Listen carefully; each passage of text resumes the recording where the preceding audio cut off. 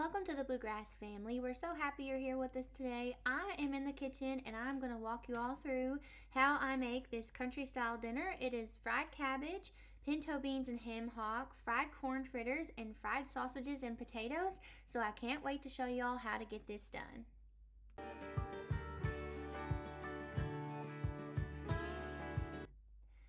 Okay, y'all, so the first thing that we're going to do is get this cabbage chopped up into small enough pieces that we can get it all into our cast iron skillet.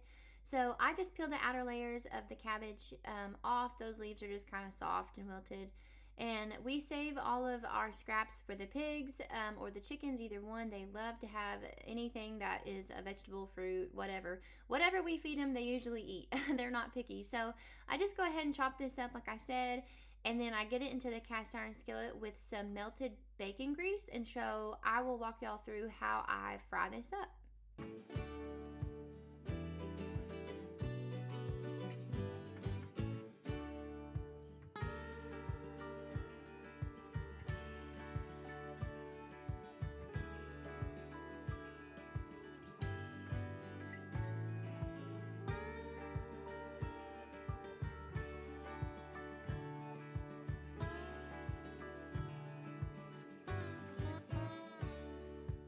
So as y'all can see, this is the size of the cabbages, and I am just going ahead and putting it straight into the colander because I will wash it off in the kitchen sink before I fry it up. I just like to wash anything that I get like this if I get it from the store or whatever, just to make sure it's clean. So I just go ahead and put it straight into the colander, and I just kind of break it apart to make it a little bit easier to work with, a little bit easier to wash.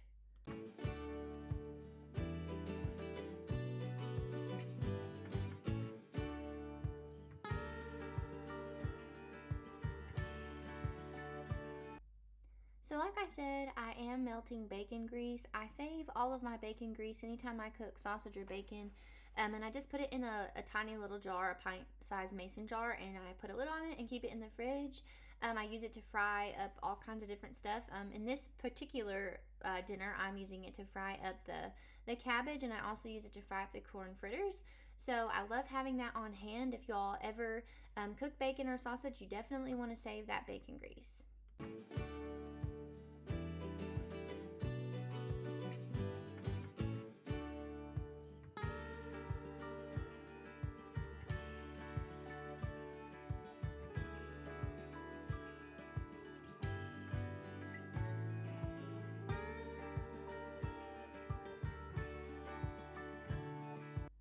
Alright y'all, so you see me pouring in a little bit of water just around the edges of the cabbage, and I did that just so that the cabbage wouldn't stick to the bottom of the cast iron skillet, and also just to add a little bit of a steam factor in with it.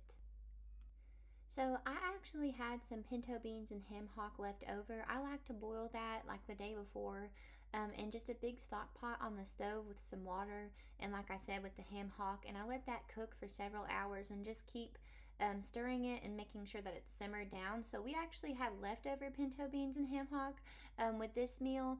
But if you were to cook it, like I said, you could either put it in your crock pot with some ham hock and water, or you could do it on the stove top. I've done it both ways. I actually go on here to start peeling my potatoes because I'm gonna use my electric skillet with some olive oil, and I actually chopped up the potatoes and chopped up some sausages, and I fried all of that together in the electric skillet. Sometimes I like to use my electric skillet whenever I'm cooking a lot of different things on top of the stove. It's nice to have that because sometimes I'm using every single burner. And especially where I have a bigger family, sometimes like whenever I'm cooking this meal, I need something big enough to fry all of the potatoes and sausages together at once. So I actually got these sausages at a local place that raises a lot of their own pork and beef and chicken, and I was really happy to use it. That was the first time I had bought their sausages, and I was really happy with the way that they tasted. They were kind of spicy, but I don't mind that with my food at all. I actually like a little bit of spice, so it was really good. With your cabbage, I just go on and stir that around, just making sure it's not burning. I did end up adding a little bit of water to my pinto beans because they were a little bit thick. And whenever I'm reheating them the next day, I just put them in a big Dutch oven on top of the stove, added a little bit of water. I brought them up to a boil and then turned them down to simmer. So that's how I just heated those up. I cooked my sausages first in my electric skillet before I added in my potatoes because I like my sausages to be a little bit crispy. And I also like my potatoes to be crispy, so I just waited and added those in after. I didn't put a ton of oil in with my electric skillet. If you do too much oil, sometimes your stuff will get soggy, and then sometimes if you don't do enough oil, it'll start sticking. But we like our potatoes to be a little bit more on the crispy side. For the fried corn fritters, I go ahead and mix up, it was 2 cups of cornmeal. And I just followed the same recipe I do whenever I'm making regular cornbread. It's 2 cups of cornmeal, 1 egg, and then I believe it is 1 cup of milk, a 1/4 cup of olive oil, and I just stir all of that together. That is whole milk and it is 1 cup. So I mix that all together with the whisk, and then I add it into a hot cast iron skillet with melted bacon grease to fry it up. That really works well for me. So that's what I'm doing here. I'm just getting it ready, mixing it up just like I would with a regular cornmeal. The only difference with this is that you're going to fry it like a pancake instead of putting it in the pan in the oven. So my family absolutely loves fried corn fritters, and if you don't have a lot of time to bake a cornbread that takes about 20 or 25 minutes, it's nice to be able to just fry up a few corn fritters. I think this made probably 5 or 6 corn fritters, so that was enough to feed our family for the evening.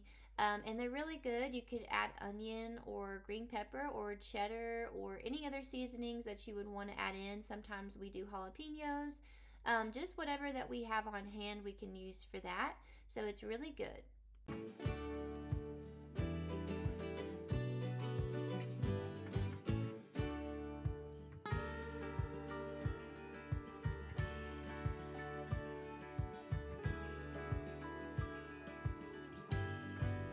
When I fry the corn fritters, I just get the cast iron skillet, heat it up to about 3 or 4 with some bacon grease in it, and pour the corn fritters right in. It doesn't take very long for them to brown up, so you just want to keep an eye on them and just keep kind of moving them around, shaking it a little bit, and then flip it because it can burn on the one side pretty quickly. I thank you guys so much for watching today. I hope you all have learned something about making this country dinner. It is so delicious and so good, and we just appreciate you all following along on this journey with us, and we hope you all have a wonderful day.